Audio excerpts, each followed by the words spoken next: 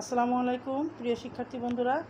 আজকে তোমাদের দেখাচ্ছি আজকে রুগী রূপালী মেয়েটা এসছে, একটু জটিল সমস্যা আছে।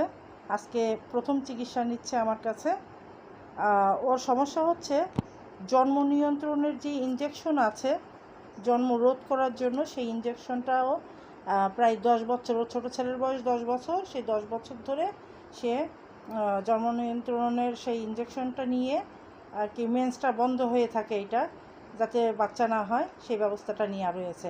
এই 10 বছর নেওয়ার পরে এখন ও বাচ্চা নেবে বলে 10 বছর পর, আগে বাচ্চা আছে দুইজন বাচ্চা, হ্যাঁ 2জন বাচ্চা আবার নতুন করে নেবে। 2টো ছেলে আছে, একটা মেয়ের আশা, যার জন্য একটা বাচ্চা নেবে বলে ইনজেকশন নেওয়া বন্ধ করেছে, কিন্তু তার মেন্স হচ্ছে না।